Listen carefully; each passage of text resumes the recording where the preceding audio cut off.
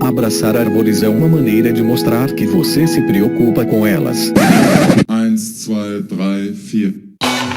If you'll all gather close around the phonograph and listen carefully, I'll tell you how we're going to have a whole lot of fun.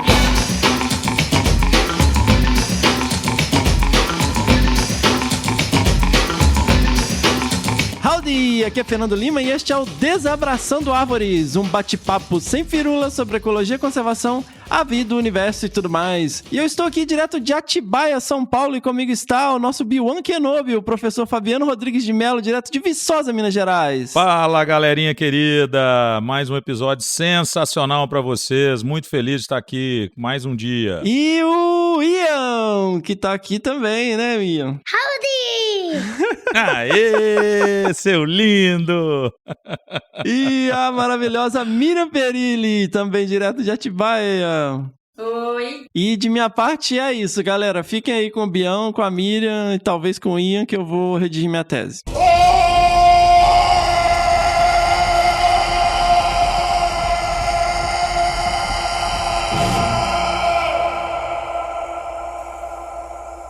E aí, Bião, então hoje nós vamos seguir sem o Fernando, porque ele tá realmente no apuro aqui, tentando terminar a tese. Bom demais, tem que deixar ele enfurnar mesmo aí nessa tese e liberar esse espaço. É, exatamente. Ô, Bião, e como é que você está e sua família? Vocês estão em isolamento social, estão em casa? Poxa, Mirinha, que loucura, hein? Que loucura. Tempos modernos, século XXI, cheio de surpresas, 2020 começou quente. A gente está aí tendo esse desafio, né, de mudar a rotina, home office, isolamento social, e estamos fazendo isso, né? As meninas, né, tanto a Amanda em Goiânia quanto a Isabela, que ia estudar fora já não foi porque todas as aulas foram interrompidas, Viçosa interrompeu as aulas, inclusive emitiu várias notificações para que os alunos voltem para suas residências com tranquilidade, fiquem perto da família e se isolem também, né? Então eu estou aqui isolado ou no meu bunker, que é o meu escritório aqui na universidade, ou dentro de casa, e evitando ao máximo esse trânsito entre os locais, né? Mas sem desespero, sem pânico, a cidade ainda, pelo visto, está um pouco movimentada, as pessoas parecem que não entenderam a gravidade da situação, mas a gente sabe, né, Mirinha, que é uma questão de tempo. Em 1, 2 semanas, infelizmente, a gente pode estar vivendo uma situação bem mais grave, e aí eu acho que as pessoas vão acordar, né? Vamos ver. Sim, é muito provável, tomara que ele ainda esteja em tempo. A situação tá muito séria, gente, e igual o Bião falou, sem entrar em pânico, mas procurando fontes reais de informações. Não fiquem mandando e compartilhando esses áudios de pessoas que a gente nem sabe quem são, totalmente apocalípticos. Vamos seguir sites de informações sérias. Eu recomendo muito que vocês acompanhem o Átila, a gente já falou dele várias vezes aqui, então no Instagram é @oatila, e ele também tá publicando vários vídeos no YouTube, é o Átila Yamarino. Ele é virologista, então ele está falando e está mostrando todos os modelos, as predições sobre os casos. E, por favor, fiquem em casa, gente. Não custa nada. Só fiquem em casa. Não é nada muito complicado, porque a gente tem uma população aí que não tem condição. Então, quem tem, por favor, faça esse esforço aí, que nem é um esforço tão grande assim, e pare. É isso aí. Eu queria também só reforçar, a gente tem falado, você lembrou bem isso, a gente tem falado muito na Real News, né, cara? A galera continua espalhando fake news sem dó, sabe? Os grupos de família, de amigos, é impressionante, gente esclarecida que a gente percebe, que a gente tem, que a gente convive, passando informações, teoria da conspiração. Sim. Galera, o vírus é um processo natural de evolução, pulou de um mamífero, provavelmente o tal do pangolim, a gente não sabe, tem informação que está chegando sobre isso, veio para o ser humano, atingiu os primeiros casos na China e tomou conta do mundo, galera. Aceita essa realidade, é a ciência que está falando, ninguém inventou vírus, espalhou, fez isso ou aquilo. Pelo amor de Deus, se a gente não acreditar na ciência, a gente pode pular do bar, cara. Exatamente. Infelizmente, essa situação é grave. E nessas horas, gente, que nós temos essa crise, é uma crise social, de saúde e, né, certamente política, econômica que vai vir pela frente, a gente precisa ter muito bom senso, sabe? Espalhar a informação correta. A Miriam já deu várias dicas e sugestões aí de sites, vídeos. A gente tem muita coisa boa para espalhar para as pessoas se conscientizarem conscientizarem e terem confirmação correta das coisas e não ficar espalhando fake news. É muito ruim isso. Isso. E, gente, quando fala isolamento, é isolamento mesmo. Não é para levar as crianças no parquinho, não é para ir para a área de lazer do prédio, do condomínio, não é para fazer esse tipo de coisa, visitar os amigos, não. É ficar quieto em casa, fechado. Bora. Fazer a nossa parte. Isso mesmo. Então, vamos voltar aqui pro nosso tema de conservação. Hoje a gente vai trazer para vocês um episódio fantástico sobre uma conversa que o Fernando teve muito legal com a doutora Karen Stryer. E eu queria pedir pro Bião falar um pouquinho mais pra gente sobre essa grande mulher, heroína aí da conservação. Com certeza. Para mim é um prazerzão, né? Fazer essa apresentação. Sou totalmente suspeito. Agradeço aí a Mirinha, né? O Fefo, lindo por me dar essa oportunidade de fazer essa apresentação rápida.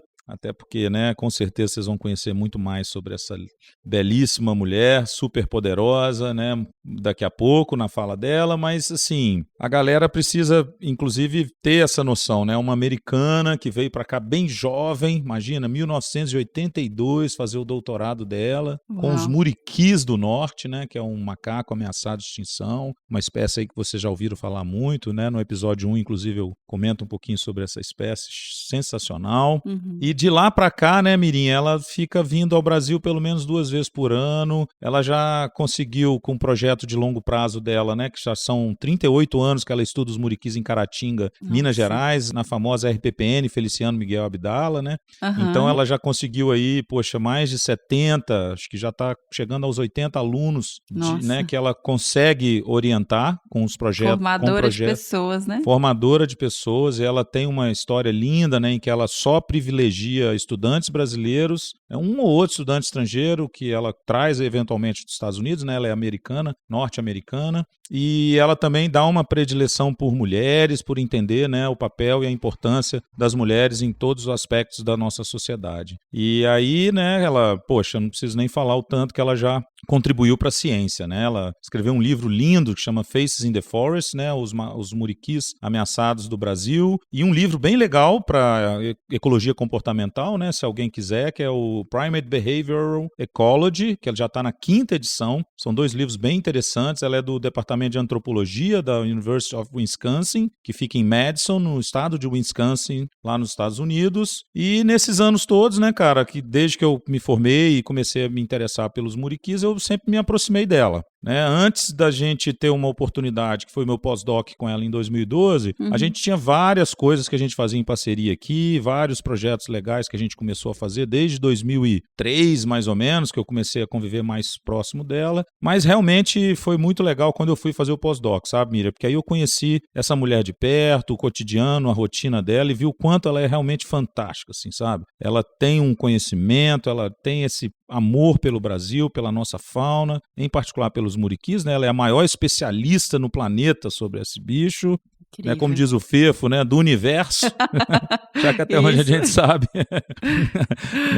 Nós só estamos aí concentrados nessa questão. Então, assim, ela está agora, né, como presidente da Sociedade Internacional de Primatologia, que é tipo o cargo máximo dessa instituição, né? Ela já ganhou vários prêmios, né? Ela, inclusive, morre de orgulho, né, de que ela é cidadã caratinguense, né? Ela ganhou um título de cidadã honorária de Caratinga, né? Dada a importância dela para a pesquisa no Brasil e, claro, né, para Caratinga, que é uma cidade de médio porte no interior de Minas, né? Muita gente no mundo conhece Caratinga por causa do projeto dela. E eu acho que eu tenho que dar um outro destaque que as pessoas não percebem, assim. A Karen desenvolve um projeto que já tem 38 anos, é o estudo de mais longo prazo com primatas na natureza no Brasil, nas Américas, né? E esse estudo dela, Mirinha, se compara aos estudos, por exemplo, da Jane Goodall com os chimpanzés na África, ou, por exemplo, o estudo, né, de longo prazo que tem até hoje, mas que, infelizmente, a Diane Fossey, né, foi assassinada, mas que ela começou com os gorilas das montanhas, né? Sim. Ou seja, esse estudo da Karen se compara com mais 7, 8 estudos no mundo de longo prazo. São os únicos no planeta, né, que vão ter essa característica de ter quase 4 décadas. Nos outros incrível, casos, gente. Os estudos têm até mais tempo, né, um pouco mais de 4 décadas, mas que você consegue fazer né, contar a história mesmo de vida dos bichos, né? A Karen tem a história de vida completa, ela sabe, desde o primeiro momento que ela pisou em Caratinga, que ela conseguiu reconhecer os bichos, ela sabe exatamente toda a trajetória dos filhos, netos, bisnetos desses macacos. Então, galera, vamos lá, vamos em frente, ela vai contar muito mais sobre isso, se eu deixar também, né, igual eu fiz com o Russ, eu vou ficar um dia falando dela. Muito amor e gratidão por ela ter aceito esse convite nosso, né, Mirim? E eu deixo você ficar falando, Bion, porque eu tô, assim, encantada também. Eu tô super animada pra escutar a conversa dela com o Fernando. É um privilégio enorme pra gente ter tido a oportunidade de gravar com ela, né, Bion? Então, vamos pro episódio. Não. Antes, a gente não pode ir pro episódio. Eu tô esquecendo eu mesmo tô esquecendo. A gente tem que ir pro Que Bicho é Esse? Com Miriam Perilli. Beleza! Bora! Então, Bion, você adivinhou qual foi o bicho do último episódio? O bicho? E eu nem lembro qual que é. Não, mas eu confesso, foi o Fernando que colocou. Na hora que eu ouvi, eu falei, gente, que é isso? Porque esse não foi eu que escolhi. Caraca, mas... Ele pegou da Emmons e ele teve até que ampliar um pouco o som, porque era um som super baixinho. Foi o som de um tatu-galinha.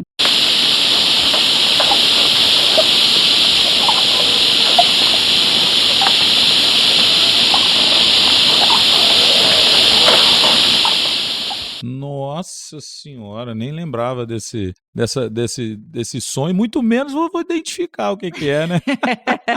Quem que já ouviu um tatu-galinha?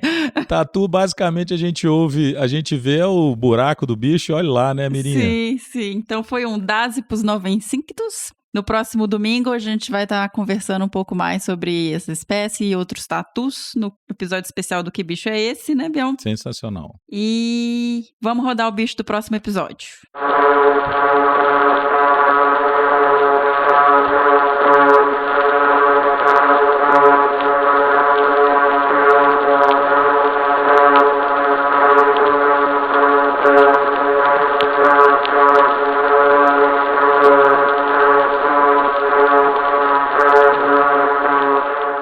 Lembrando de seguir a gente nas redes sociais, né, Bion? Facebook, Desabraçando Árvores Podcast. No Instagram, a gente tá como @desabrace. Pedir também pro pessoal fazer as avaliações pra gente lá no iTunes. Não esquecer, isso é legal. Isso pontua pra gente, faz com que mais pessoas recebam e tenham e divulgue melhor o podcast. Perfeito. Como o Fernando fala, Mac users, iPhone users e iPad users.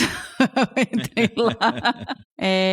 Então, pessoal, lembra de apoiar o podcast dentro do Padrim ou do PicPay. Então, basta entrar lá no nosso site, que tem todas as informações. Entra em desabrace.com.br e lá você encontra os links para dar esse suporte pra gente. E bora pro episódio? Eu só queria também comentar que a moçada, eu vi, né, no grupo nosso lá dos ouvintes do Desabraçando Árvores, no Zap, né, que depois vocês peguem aí o link para poder entrar, quem tiver afim. Mas a galera fala, mas eu não tenho Mac, eu não sou Mac user, etc. Cara, o iTunes você pode baixar em qualquer computador, né, que tem Windows. Dê o download lá, galera, faz a inscrição, faça lá, dê as 5 estrelinhas e faça os comentários pra gente sempre subindo aí na podosfera. Não deixa de fazer isso e ajude a gente aí nessas campanhas, né, galera? Padrim, PicPay, vamos lá, moçada. Paga uma cerveja pro Desabraçador. Estamos aguardando essa contribuição, que é sempre importante pra gente continuar firme e forte aí. É isso mesmo. E então... Bora pro episódio. Bora pro episódio.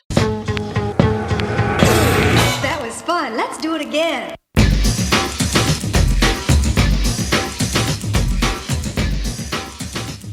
Então, pessoal, eu estou aqui com a doutora Karen Strayer, sem dúvida nenhuma, uma lenda na conservação no Brasil e, obviamente, no mundo. Karen, posso te chamar de Karen? Por favor. Karen, muito bem-vinda ao nosso podcast. É uma honra e um prazer enorme ter você aqui. Já tinha um tempo que tinha seu livro na minha estante. Adoro a história. A gente estava comentando um pouquinho antes de começar a gravar. Geralmente as pessoas que vêm no podcast acabam, quando estão crescendo ou na infância, ter algum contato com a natureza e tal. Você falou que não foi o seu caso. Como que foi isso? Meu caso foi... Meus pais não foi muito ligado. Meus pais tinham nascido na cidade de Nova York. Eu fui nascido no Nova Jersey, perto de Nova York, no outro estado. E minha juventude foi normal. Aquela coisa, a gente fomos à praia, fomos à piscina, mas eu não lembro muita ligação com a natureza. Inclusive, quando eu era muito pequena, eu levantei uma pedra no quintal da casa dos meus pais e eu fui atacado pela uma casa dos abelas, dos vespos. Então eu fico muito alérgico, até com medo da natureza quando eu era pequeno. Mas era mais quando eu era na idade, não sei como se chama no Brasil, no tipo de...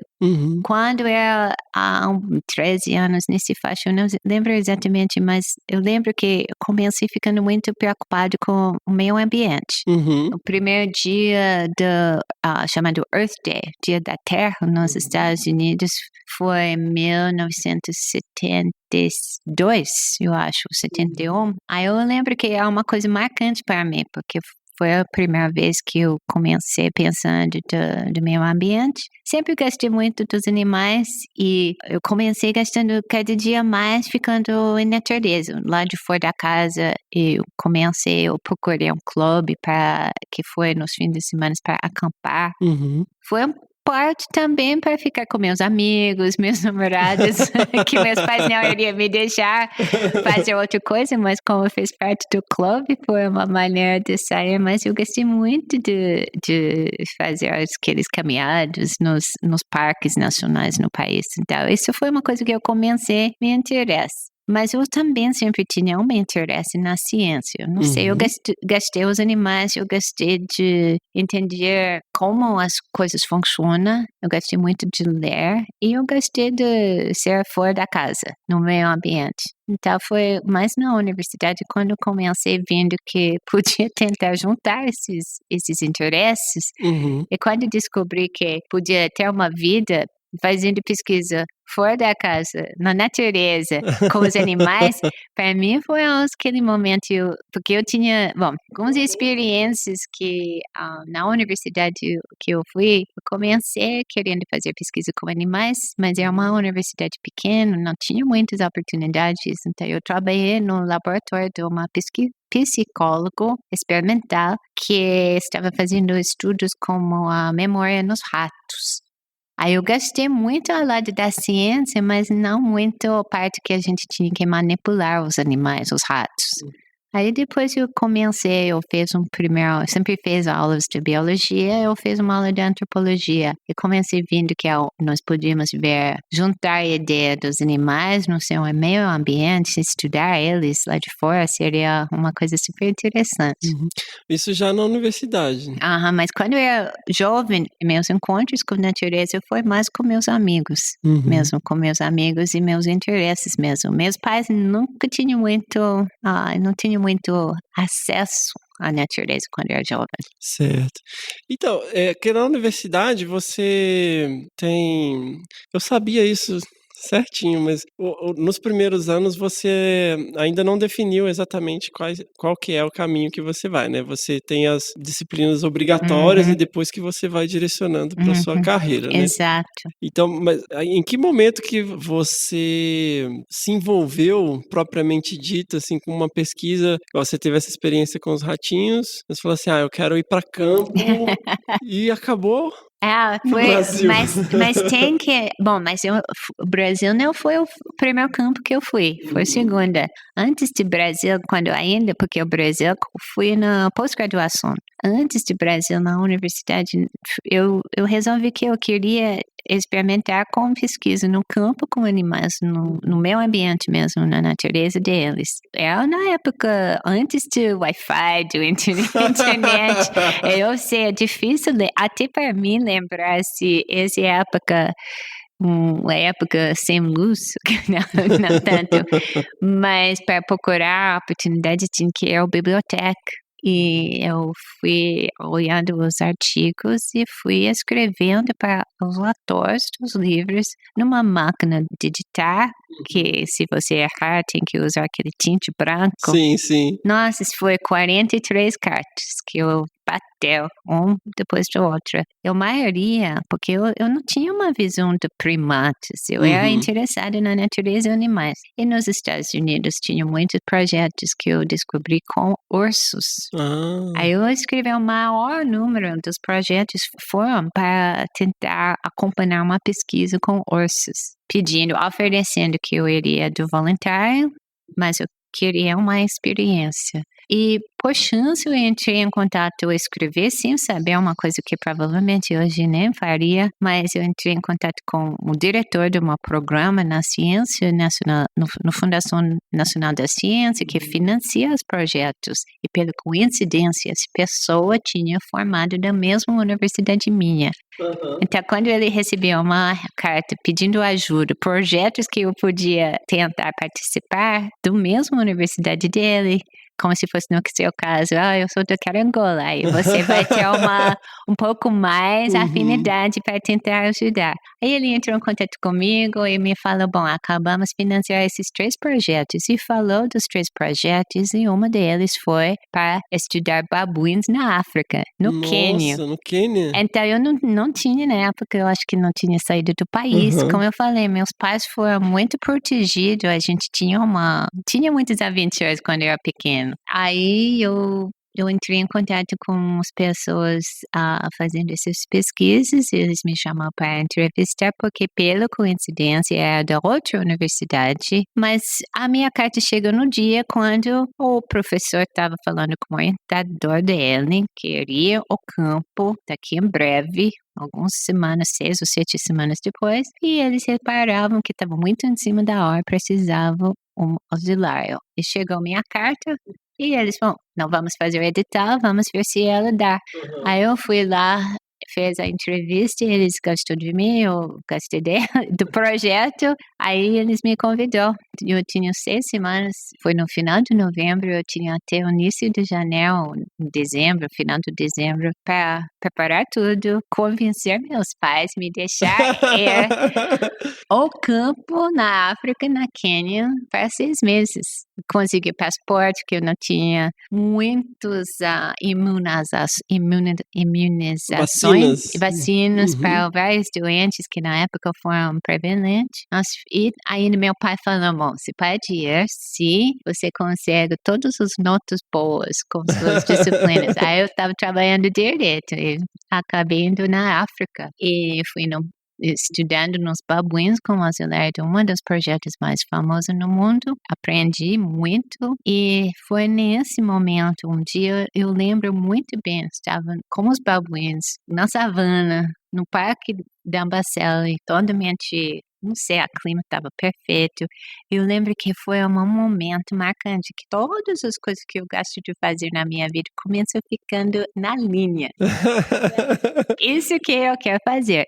Mas não necessariamente com babuínos ou primatas. Só que a ideia de estudar primatas, ou animais, quer dizer, nos animais da natureza, numa maneira científico, aí isso foi para mim o que eu resolvi fazer. Eu voltei aos Estados Unidos, terminei a universidade e fui para fazer pós-graduação, e foi no início da pós-graduação também direcionado pelas perguntas científicas, encontrei os moriquis. Pós-graduação em Harvard. Era Harvard, sim. O quão difícil é entrar em Harvard? Eu não sei, para mim, confesso que o Harvard foi meu plano B. Porque o meu plano A foi para esperar um ano e participar de um projeto com ursos no Canadá. Só que eu já fui convidada, já estava tudo planejado. Eu fiz a inscrição, tentei entrar, tinha alguns pedidos esperados da pós-graduação, e que na última hora o projeto no Canadá foi cancelado, aí eu fui no Harvard para o plano B. Uau!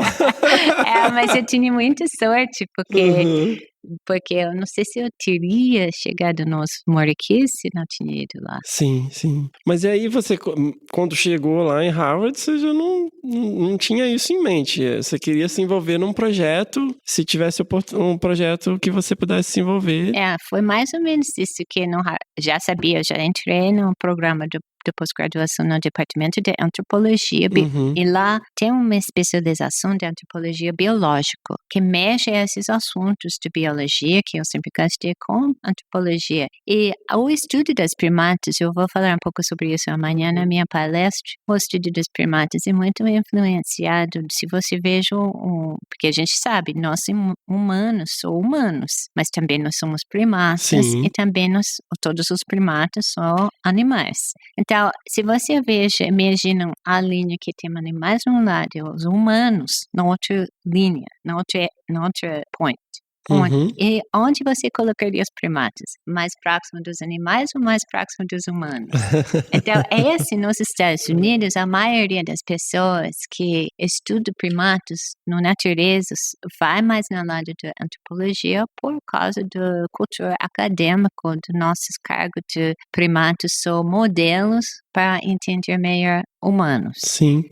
Mas eu sei que no Brasil e na maioria dos países onde os primatas são nativos, os primatas são tratados mais da perspectiva dos animais. Sim. E as perguntas feitas são diferentes. Por isso que todo mundo sabe que é um chimpanzé, porque é uma espécie mais próxima ao humano. Uhum. Mas na época, os muriquis foram pouco conhecidos, em parte porque eles são distantes do interesse humano e também são muito raros. Mas eu tinha muita sorte porque meu orientador tinha acabado de ajudar no parte de falar, não sei como dizer, narração. Foi a pessoa que falou numa filme. Então, tem um filme... Narração. Uhum. Eu estava procurando um sujeito, uma espécie, um projeto que eu podia desenvolver ligado com perguntas sobre como a ecologia influencia o comportamento social dos primatas. E na época já existiam alguns modelos que tinham dividido, isso vou simplificar um pouco, mas tinha dividido as opções para essa relação da ecologia, para influenciar o comportamento social entre os primatas que têm um tipo de comportamento mais parecido dos babuínos e os que têm os comportamentos mais parecidos com o chimpanzé. Aí eu queria saber como fica uma espécie como outras espécies, até mais distante do que babuíno, primatas do Novo Mundo são mais distantes ainda, mas tem alguns paralelos no comportamento, ou quer dizer, na ecologia, nas adaptações morfológicas que sugeriam que talvez essas relações seriam diferentes. Aí eu achei uma que seria super interessante por motivo científico, além do fato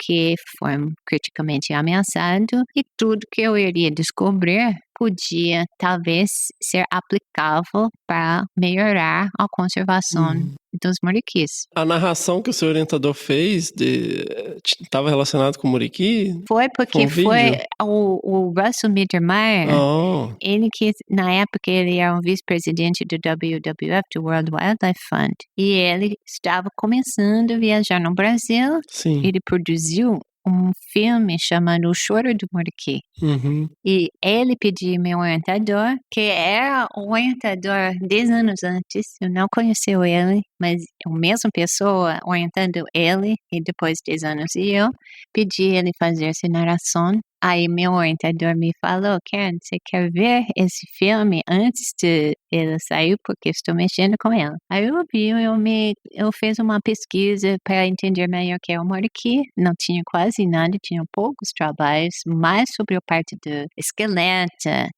dos dentes, a parte morfologia. Exatamente. Aí eu pensei que eles talvez seria um bom modelo, porque eles têm dentes como se fosse um animal que come muito folhas, mas ele tem uma forma de locomoção, de braquiação, que é mais ligado que acontece nas outras espécies que são mais frugívoras. Essa divisão entre folhas e frutos, a dispersão de fruto e folha no meio ambiente, na mata, é uma das divisões no comportamento social das sistemas. Aí eu resolvi, vou estudar, vou ver. Tem que andar bem mais para achar fruta do que folha, Exatamente, né? Exatamente. Tem que ter um modo de locomoção eficiente. Então, para mim, aí eu entrei em contato com o Mittermeier, eu pedi se eu podia fazer uma visita. Ele falou, estou indo para trazer outras pessoas ver Foi justamente na época quando eles estavam iniciando o projeto do mico-leão dourado, de trazer os bichos dos Estados Unidos para devolver ao Brasil. Com a Cecília? Não, isso foi bem antes, foi Deborah Kleiman. Deborah, nossa. Não, foi a origem, somos nos pioneiros.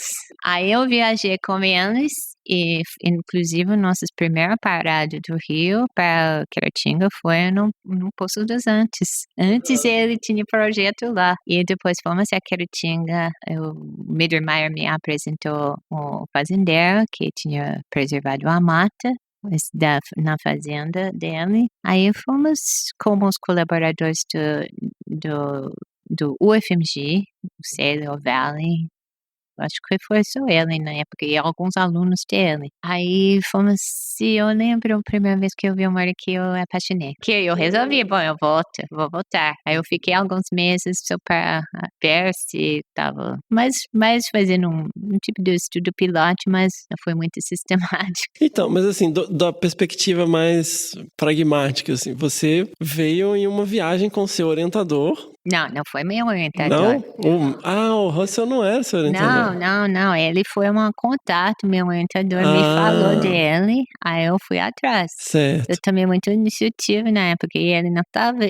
O Mittermeier achou que seria interessante, inclusive todo mundo no Brasil também achou que seria interessante colocar pesquisadores nos lugares onde tem uma população importante das espécies ameaçadas, porque até a presença do pesquisador podia ajudar na conservação. Além de todas as informações que podia ser gerada da pesquisa, mas só tendo uma pessoa interessada acompanhando os bichos para saber se alguém está fazendo alguma coisa errada. Então eu fui, também foi aquela coisa, decidi, eu não falei português, eu tinha que aprender e eu tinha que voltar aos Estados Unidos para escrever os projetos, para financiar a minha pesquisa do doutorado. Aí eu consegui financiamento, eu voltei ao Brasil para ficar 14 meses direto na mata. Na primeira viagem você ficou um tempo depois que o Célio e o Mittermeier foram embora. Não, eles ficavam, acho que o Mittermeier ficou uma ou 2 semanas e depois foi embora. Eu fiquei lá com outro aluno dos Estados Unidos e alguns alunos brasileiros. Estava fazendo coisas com os moriquis ou os outros primatas da reserva. Então, e aí como que foi esse primeiro contato, assim? Porque é bem diferente da África, né? Nossa, isso foi completamente. Eu vou falar um pouco sobre isso amanhã também. E Caratinga é bem isolado, né? E naquela época devia ser muito isolado. Foi muito isolado. Hoje é difícil imaginar como é, porque na época não tinha nem telefone. Então a gente ficou isolado mesmo. Não tinha eletricidade, a gente tinha que se despedir sua família, seus amigos e sem esperar se queria receber notícias deles. No primeira viagem, acho que foi 2 ou 3 meses. E depois eu voltei para 14 meses. Mas o que foi o Mittermeier e o Cedar Valley, nós levamos a Caratinga, a fazendeira, o proprietário, o senhor Feliciano, Miguel Abdala, deixou a gente ficar na casa dele, da fazenda. Aí jantamos junto com ele e durante o dia fomos à mata para tentar ver os moriquis todo dia. Aí depois, quando eu voltei para morar, ele já tinha doado uma casa na boca da mata, no vale principal, que fica na boca da mata da estrada de terra que passa no vale. E eu e o Sérgio Lucena Mendes, quer dizer, outros primatólogos que hoje um dia são colegas, começamos amigos morando junto lá em junho de 1983. Então, você voltou, escreveu essas propostas como estudante de pós-graduação, conseguiu esse recurso. Então, assim, até que ponto você fez isso de iniciativa própria e até que ponto você dependeu do seu orientador? Você sentou e escreveu na máquina de escrever? Não, faz parte do parte do nosso treinamento mesmo, que escrever proposta. Você aprende como desenvolver uma pesquisa, como fazer as hipóteses, como desenvolver a metodologia. E os orientadores ajudam, dar feedback, avisam, isso é muito bom, isso não faz sentido, isso você já pensou fazer outra coisa. É um processo. Sim. Então, tem um processo de desenvolver um projeto competitivo para ser financiado e encontrar os financiamentos. Eu digo isso porque a gente tem recebido alguns feedbacks de alguns estudantes, às vezes perguntando, poxa, tem um projeto que tem essa oportunidade de bolsa. Eu falo, olha, você entrar num projeto 100% pronto não te ajuda a crescer como pesquisador, porque você não tem que pensar, você entra para executar, né? Mas eu acho que isso também é uma questão do nível que você está. Sim. Porque quando eu fui para estudar os babuínos, eu fui como auxiliar. Então, eu não tinha que escrever nada. Eu só tinha que coletar as coisas que eles me pediam.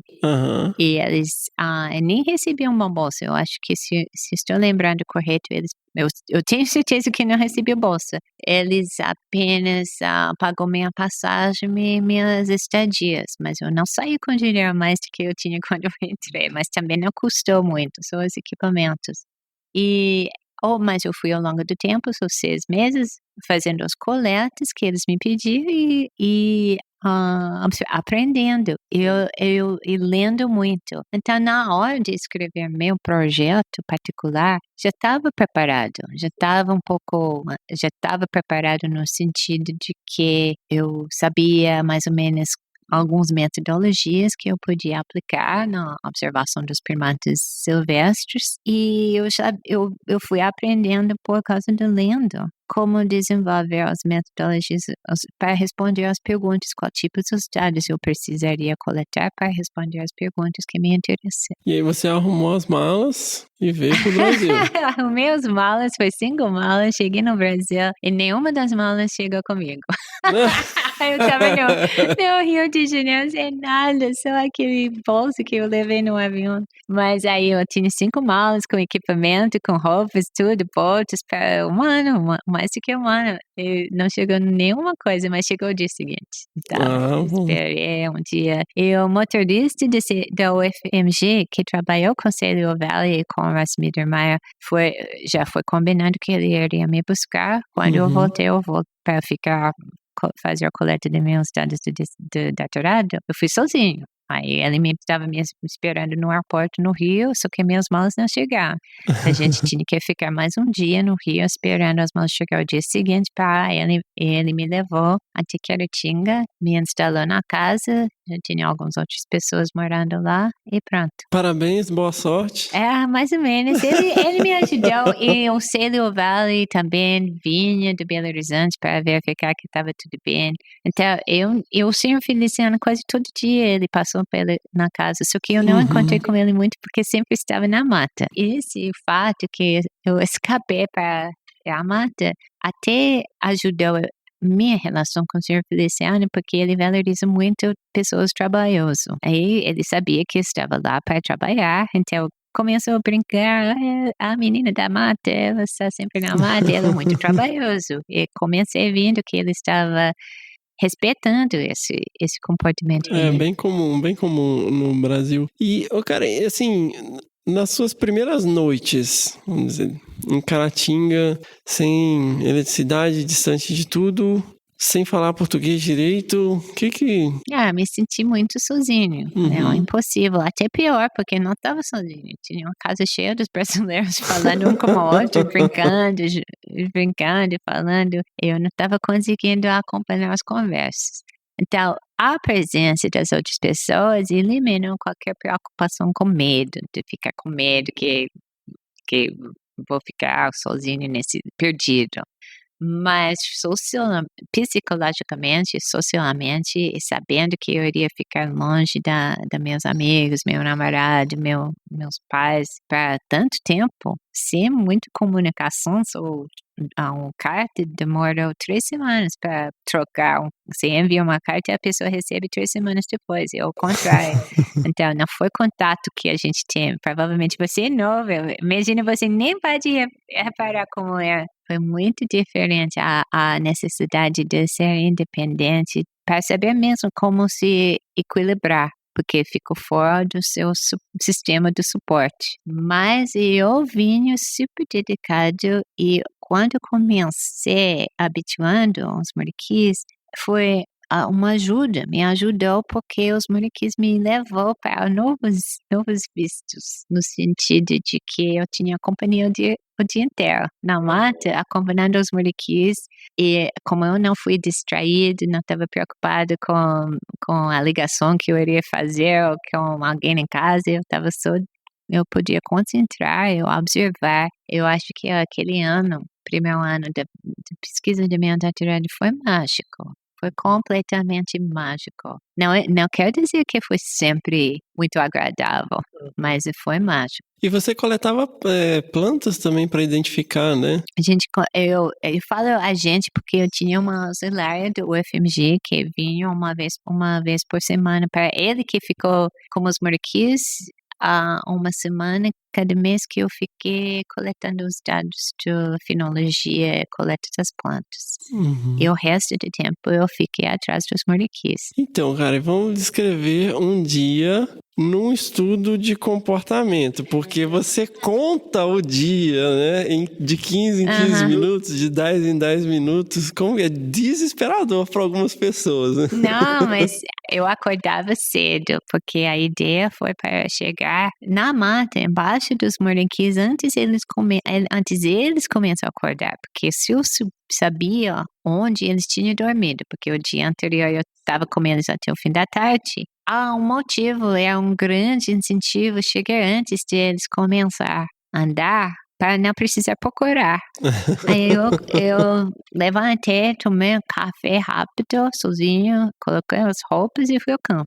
Uhum. Aí se podia, dependendo da estação, podia ter 6 horas, 7 horas, mas foi muito cedo. Aí eu chegando lá, comecei vendo quem é quem, porque é uma coisa que eu fiz sempre todo dia, foi um tipo de chamada para verificar que todos os indivíduos, eu tinha no início, habituando os animais, foi em parte para eles não fugir quando eu cheguei perto. Sim. E também para tentar reconhecer eles individualmente. Uhum. Aí eu fiquei com eles o dia inteiro, eu fui onde eles foram e tentei seguir eles, mantendo uma distância, sem me atrapalhando e anotando tudo de 15 em 15 minutos. De Foi 15 em minha 15 minutos. amostra local. A gente tinha, eu como auxiliar, eu tinha mapeado todas as trilhas, eu tinha às vezes saído das trilhas para acompanhar eles, mas eu usei, isso foi antes do GPS. Hoje, minha equipe em Caratinga usa GPS, a gente tem como orientar com mais precisão, mas na época... Então, mas fala um pouquinho disso, porque vocês usaram clinômetro, bússola, Não, foi... para mapear tudo. Exatamente, então acaba sendo bem precisa, a gente podia medir, não muda muito.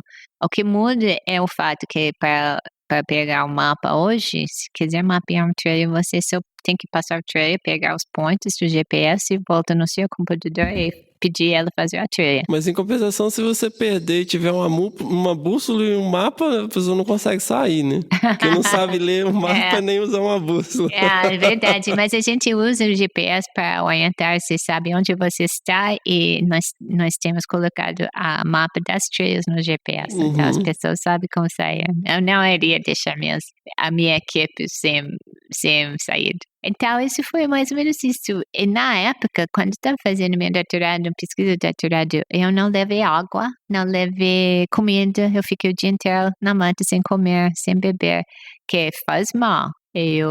Hoje um dia não faço isso, ninguém faz isso, eu tenho que pelo menos levar água e alguma coisa para comer, mas eu estava na outra zona na época, eu acho que estava super empolgado e eu estava bem. Óbvio, eu gastei.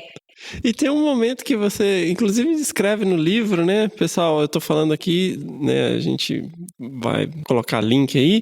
Um maravilhoso livro chamado Faces na Floresta, né? E tem um momento que você descreve em que você estava lá coletando informações e tinha um macho do grupo Jaó, né? Que eram, na época, 2 grupos de muriquis, Matão e Jaó. E esse macho, quando te viu, ele estranhou e começou a vocalizar. E quando vieram as fêmeas, ao invés de se juntar a ele, elas correram atrás dele. Isso foi marcante, porque exatamente o que você falou acontecer, como eu estava acompanhando na época apenas um grupo, para conhecer esse grupo, todos os indivíduos, tinha 23, e aumentou ao longo do ano, mas começou com 23 indivíduos.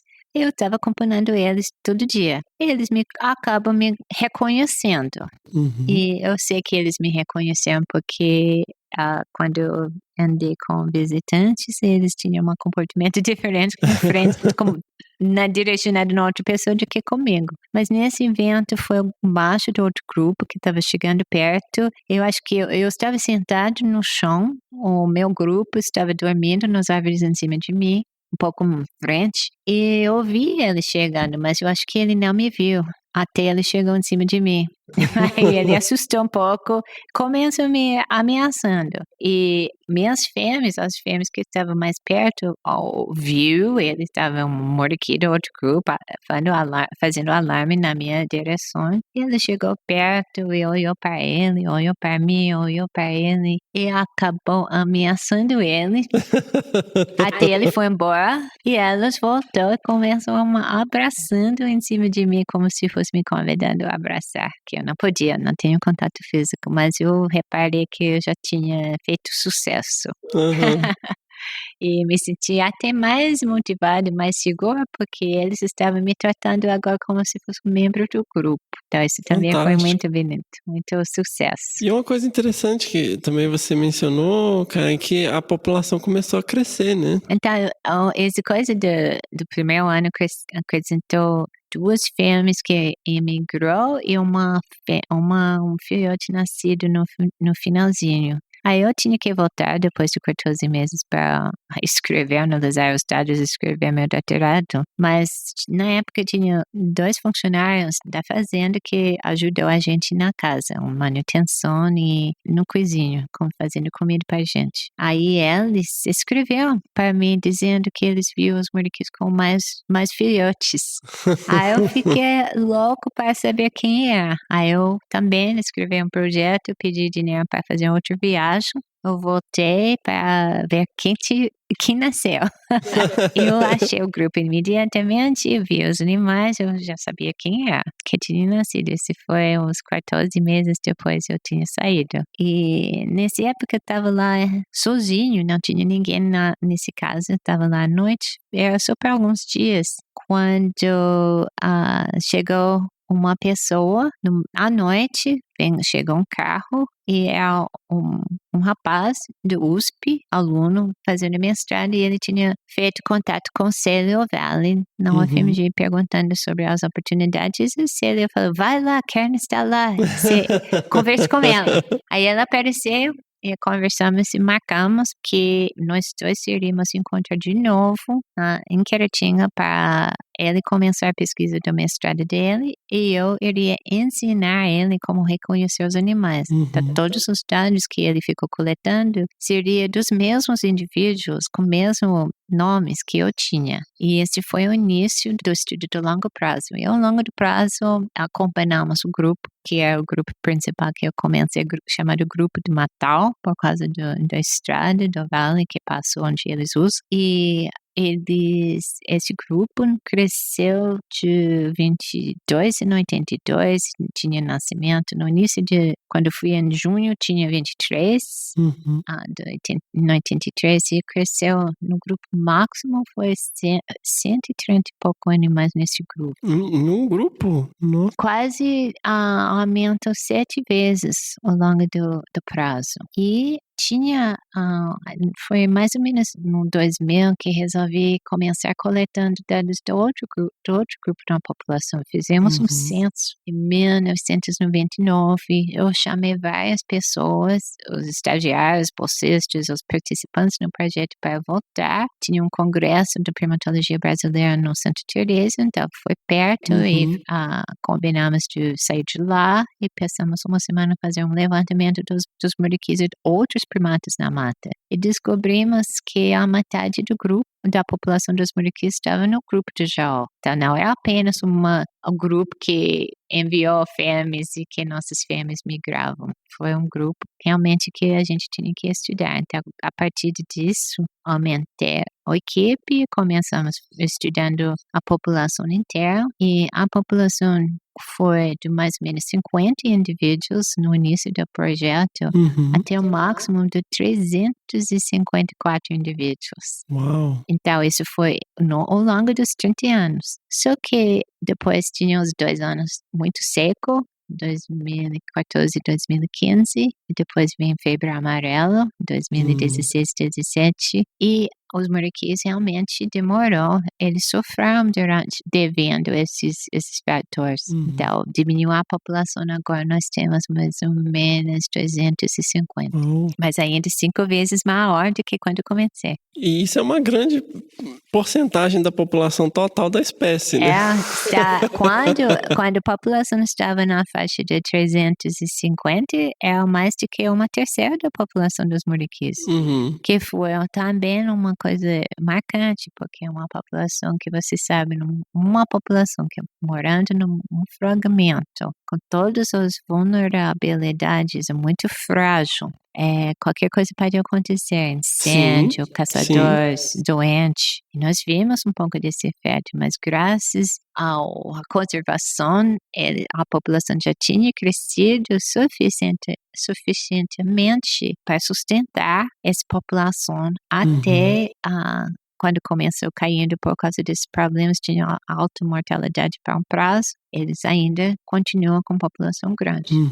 Karen, e nessa época, voltando lá pro seu trabalho bem no início, você começou então a recrutar estudantes e ao longo do tempo isso acabou se tornando, na verdade, o principal, vamos dizer, centro de treinamento de primatologistas do país, porque tipo assim, uau, ele fez o estágio de Caratinga, que era a referência que a gente tinha, que era esse ciclo de 1 ano que estudantes passavam lá aprendendo tudo sobre estudos com primatas. Você almejava isso ou foi algo que foi acontecendo? Eu acho que foi em parte porque eu aprendi muito dos meus colaboradores, das outras pessoas, dos brasileiros que estavam dividindo a casa comigo naquele ano, do primeiro ano da minha pesquisa. Eu resolvi que eu iria tentar treinar, fortalecer a capacidade de captação da pesquisa no Brasil. Eu senti muito que esses muriquis não foram meus. Eu sou visitante no Brasil, estrangeiro, e que eu podia contribuir com esse treinamento. Eu vi na época que eu tinha acesso, por causa do melhor financiamento, eu tinha acesso para comprar coisas, binóculos e fita para marcar as árvores e todo esse equipamento, até máquina fotográfica, que os brasileiros, no mesmo fase da vida, na época, não tinham acesso desse material. Então, eu reparei que eu podia providenciar isso. Eles não tinham como pagar as diárias, sustentar uma vida no campo. Eles tinham que morar em casa com os pais ou procurar outro tipo de emprego. Então, eu comecei com a ideia que eu podia ir atrás dos financiamentos e usar esse dinheiro para sustentar as pesquisas dos outros e também oferecer um treinamento para eles aprender como coletar dados, como fazer perguntas científicas, que eles podiam levar os dados para os mestrados deles, que muitos deles têm feitos, e ao mesmo tempo eles podiam contribuir à manutenção da demografia da população. Então, temos um prazo de 2 meses agora de treinamento que as novas pessoas têm que aprender como reconhecer todos os animais e aprendendo isso, os dados que eles coletam continuam dando continuidade do acompanhamento dos indivíduos ao longo da vida. Então, isso foi um compromisso que eu fiz comigo de contribuir a esse treinamento e está dando certo. Então, eu sou muito orgulhosa dessas pessoas. É uma equipe, tem anos melhor do que os outros, dependendo muito da equipe e das pessoas individuais, mas hoje, por exemplo, a equipe que está lá está ótimo. Estou muito satisfeita. Muitas pessoas que a gente fala que formou no projeto já está com projetos independentes deles, ou muitos deles foram para seguir vidas acadêmicas ou trabalhar com outras espécies ou outras espécies ameaçadas na área da conservação. Então, esse projeto fez uma grande contribuição no desenvolvimento da primatologia no Brasil. Sem dúvida, sem dúvida. Mas foi uma oportunidade, porque os muriquis são muito interessantes e não foi difícil achar pessoas. Sensacional. E, cara, hoje, né, você com essa visão de mentoria, assim, quais são os grandes desafios? Nossa, tem várias coisas ao longo do tempo. Eu acho que a manutenção da continuidade no financiamento, porque eu que venho com o financiamento para manter os participantes, as pessoas que estão no campo coletando dados, para os equipamentos, o transporte, tudo isso é uma custa anual e é muito difícil manter esse financiamento sem um prazo entre um projeto e outro. Eu sempre tinha que pensar 5 anos para frente, para não perder, para não ter um ano sem dinheiro. Porque se não podia sustentar a equipe no campo, nós teríamos perdido essa continuidade do conhecimento dos indivíduos. E eu não queria correr esse risco. Isso foi um desafio. Outros foram também dependendo na situação de sempre um compromisso grande que eu venho no Brasil. Quer dizer, eu amo o Brasil, eu iria morar aqui se pudesse. Só que meu compromisso, eu tenho muitos compromissos nos Estados Unidos. Então, cada vez que estou aqui, me sinto um pouco falta de lá. Quando estou lá, eu me sinto falta um pouco daqui. E cria um pouco de como se fosse vivendo 2 vidas paralelas e todos, cada um conduzido numa língua diferente. É um pouco estranho. Eu acho que outro desafio também foi para mim os desafios mesmo, a preocupação com os muriquis e com a mata. Então, antigamente, quando a população estava menor, a preocupação foi diretamente as preocupações que qualquer pessoa tem com uma população pequena, com as espécies criticamente ameaçadas. Se vai ou não vai sobreviver, se vai ter futuro, se vai crescer até ela vai ser viável ou não. E quando começou crescendo, eu me relaxei mais um pouco e começou como os outros problemas. Quando o senhor Feliciano faleceu, a gente ficou muito ansioso de saber o que a família dele iria fazer com a mata. E graças não sei, mas a gente tinha muita sorte, somos muito felizes que a família resolveu tornar a mata uma RPPN. Então, a mata, pelo menos, está segura. Mas aí vem outras preocupações, porque que vai sustentar a manutenção da reserva. Sim. E isso também a gente a família já fez sua coisa. Ele já criou esse EPPN. Sim. Não é a responsabilidade deles necessariamente também manter funcionários, também manter as trilhas. A gente tem que fazer isso, ou ajudar pelo menos. E depois eu confesso que os 2 anos de seco, as previsões para a mudança do clima e a febre amarela, quando passou e matou muitos barbados, sagui, e perdemos 10% da população dos muriquis em 6 meses. Isso foi uma coisa que me deixou assustado. Até no nível que você fica preocupado com tantas coisas normais que acontecem em todos os lugares, desmatamento, caçadores, incêndio. E eu não estava preparado para a velocidade que um febre amarela podia ter passado. Eu tenho que esclarecer uma coisa, eu sou cientista, que nós não temos confirmação que foi febre amarela. O que nós temos é, pela coincidência, justamente no prazo que a febre amarela matou os barbados, os sagui, os outros primatas na região, até a mata que ela tinha na reserva, a gente tinha uma mortalidade muito alta. Sim. Que não foi encontrado na outra vez. Então, é muito provável que é a febre amarela, mas nós não temos comprovado isso ainda. Eu espero que nós não vamos, porque significaria que tem outra febre amarela, um outro surto de febre amarela, que por enquanto não tem. Foi bem assustador, né? Foi muito, não apenas em Queretinga, mas na região inteira. Sim. E continua agora. E o efeito colateral também, que foi um bycatch, que foi as pessoas matando exatamente. os bugios, os barbados, porque... Nós não tínhamos esse problema na região de Queretinga, porque eu acho que talvez, não sei, as pessoas entenderam que não foi a culpa, tinha muitos projetos que foi atrás comunicação sobre isso, talvez por causa da pesquisa, as pessoas sabiam que não foi a culpa dos... O Sérgio Mendes, que é um pesquisador que você citou, ele fez um excelente trabalho de divulgação sobre isso, né? Exatamente. Ele também é minha contrapartida nesse projeto do Moniquinho Queretinga. Para ser estrangeiro tem que ter colaborador brasileiro. E ele aceita sendo nos últimos 20 anos. 20 anos. Mais ou menos. Uhum. É engraçado, porque eu li o mestrado dele numa publicação... Dos Barbalhos?